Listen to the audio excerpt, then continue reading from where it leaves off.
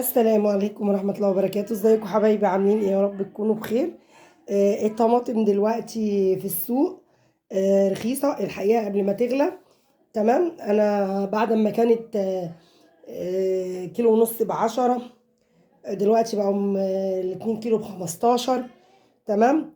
ولو لحقت يعني في اخر السوق بكيلو ونص ب10 زي كده.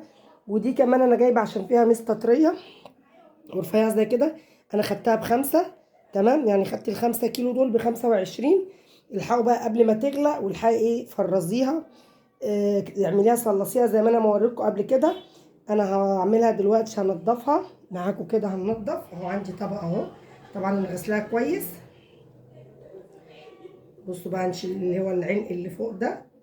تمام اهو، ونقسمها 2 كده كده.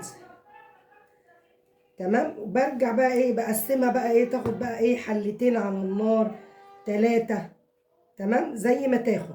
هوريكم بقى كده واحده واحده هنعملها ازاي مع بعض. انا عملتها معاكم قبل كده في فيديو او 2 اهو. بصوا، عملت معاكم مره فيديو بالفيديو الكاتشب. بصوا اهو، واللي هنلاقيها كده برضو الطريقه دي. اهم حاجه لو دي ما خبطه قفص مش حمضانه، لو حمضانه ما تجيبيهاش عشان ممكن تخسر لك الصلصه بتاعتك كلها اهو. دي بس خبطه القفص. انا هشيل مكان الخبطه اهو، بس كده ما فيهاش اي حاجه. طبعا احنا بقى لسه بقى ايه هنطلع بقى البنجر.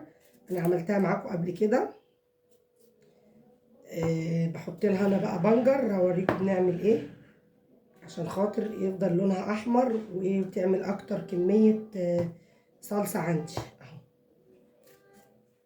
تمام، هكمل بقى بقيه الكميه وارجع ايه بالشكل اللي انا وريته لكم ده، وارجع اوريكم بقيه الخطوات بتاعتها. بس قبل ما اخلص الفيديو ما تنسوش اللايك، دي فيها حته خضراء، للاشتراك في القناه. تمام.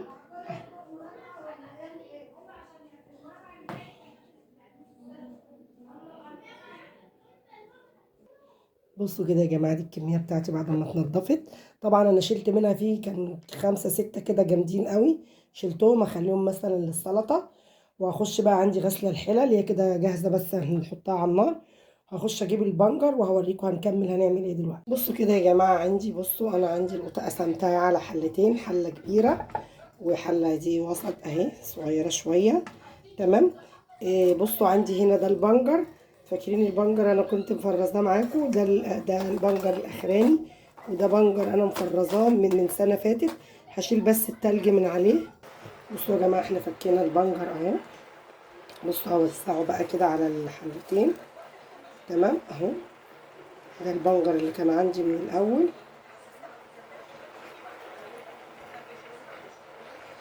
اهو.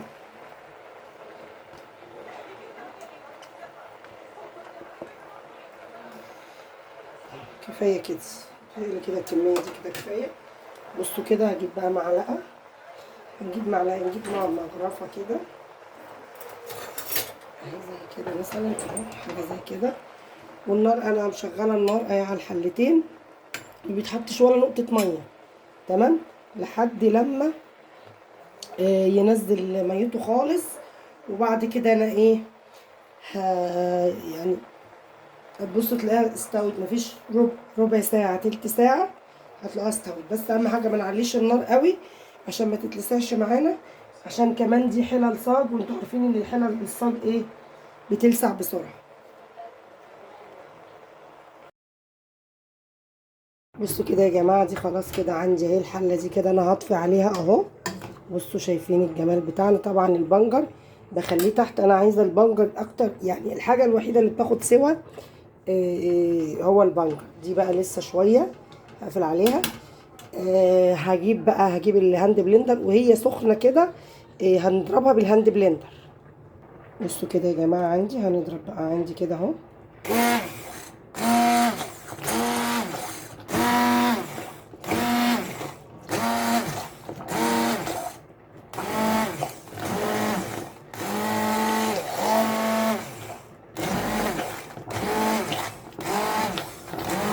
انتي بقى حابه تضربيها في الخلاط، بس بصراحه انا طالما عندي الهاند بلندر ايه اسهل على نفسي.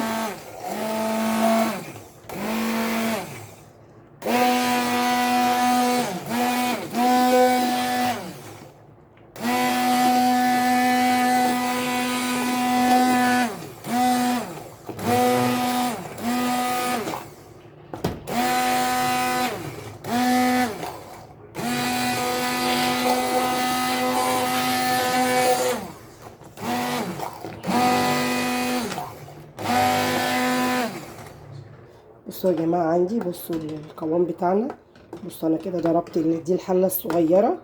طبعا بصوا هي بتقل وكده. انتوا حابين بقى تصفوها في مصفى، حابين تسيبوها كده. انا شايفه ان القشر مش كتير، بس على العموم هنجيب مصفى تخينه شويه واصفيها معاكم ان شاء الله. بصوا يا جماعه التانية اهي هنضربها برضو مع بعض واصفيها.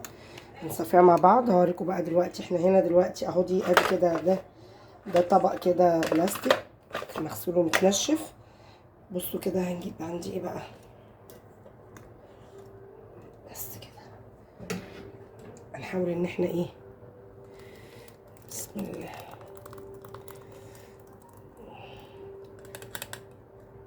هو الافضل ان هي تبرد، بس انا عشان مستعجله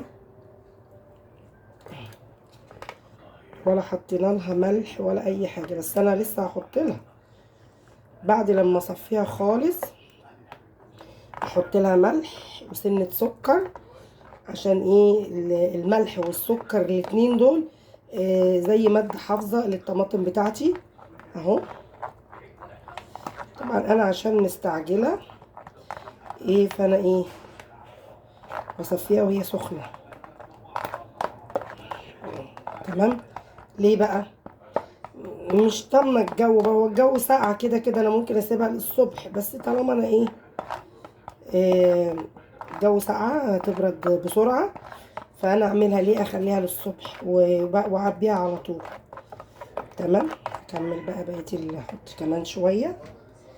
بسم الله. حط بقيه الكميه اهي، مش كتير. بصوا يا جماعه شايفين الجمال؟ بصوا الجمال والنعومه. بصوا بصوا صلصه طماطم خام، يعني انت كيس صغير حوالي نص كيلو او اقل من نص كيلو هيعمل لك طبخه. تمام. بس انا هكمل بقى بقيه الكميه بالطريقه دي، وهرجع اوريها لكم لما نعبيها ان شاء الله مع بعض.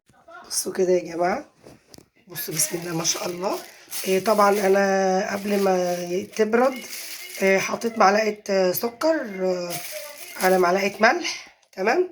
ليه؟ طبعا عشان الكميه دي بسم الله ما شاء الله دول من ال5 كيلو. طبعا احنا بعد ما بننضفهم بنعملهم بنطلع منهم، بس هي معلش ما جاتش في الفيديو اتمسحت.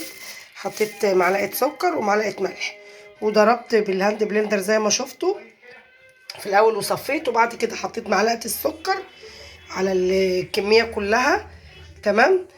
حطيتهم كلهم على بعض في حله واحده، وحطيت معلقه سكر ومعلقه ملح وبدات اعبيهم زي ما انتم شايفين كده. بصوا بسم الله ما شاء الله، انا مش معرفش العدد بس بسم الله ما شاء الله اللهم بارك. يعني عملت لي حبه حلوين. تمام. هم دلوقتي بردوا. هدخلهم بقى التلاجة.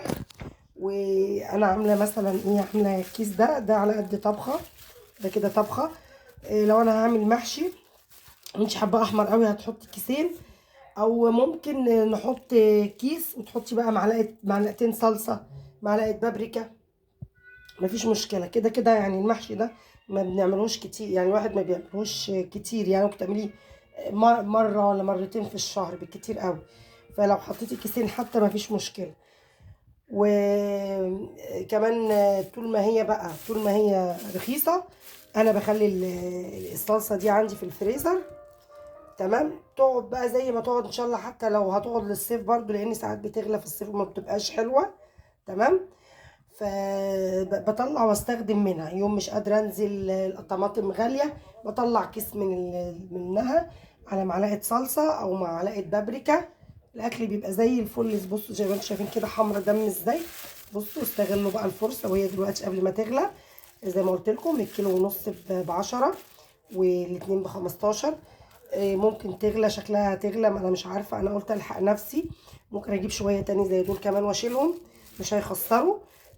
انا في طول رمضان لما الطماطم بتغلى بتوصل ل20 و25، انا بطلع كيس من الفريزر واطبخ بيه. بجيب بس على قد السلطه.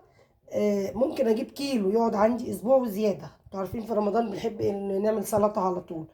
بس لكن ان انا لما بتبقى غاليه قوي كده